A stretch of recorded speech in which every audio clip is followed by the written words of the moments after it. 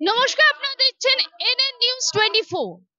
আজ আমরা উপস্থিত হয়ে গেছি শহীদ মিনার ময়দানে।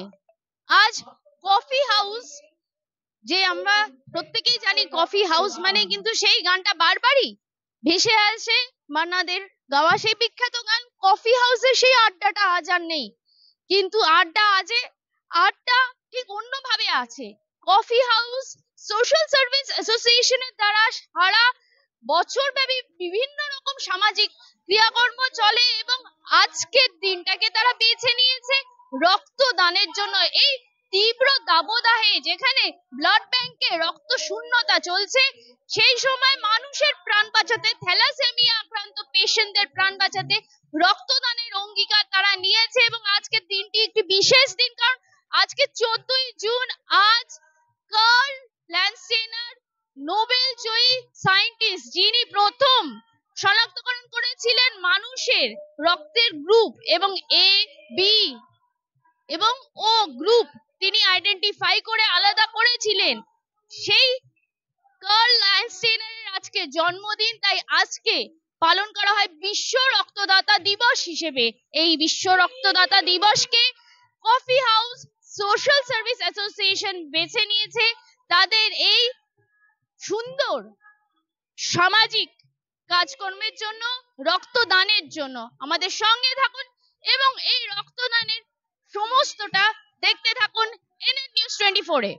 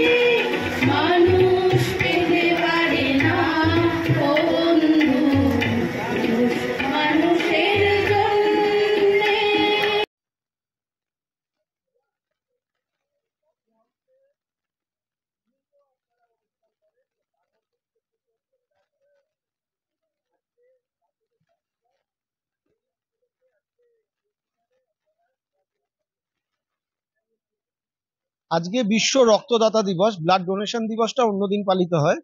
তো আজকে 14ই জুন বিশ্ব রক্তদাতা সারা পৃথিবী জুড়ে পালিত হচ্ছে। আমরাও 2005 সাল থেকে এই রক্তদান দিবসটিকে, বিশ্ব রক্তদাতা দিবসটিকে পালন করে আসছি। কলকাতার কলেজ স্কোয়ারে টানা 3 দিন রক্তদান শিবির আয়োজনের মধ্যে দিয়ে। কোভিড এর সময় থেকে আমরা ব্রিগেডে রক্তদান শিবিরটিকে শুরু করি। সেটা 2020 সাল থেকে ব্রিগেডে রক্তদান শিবিরটি চলছে।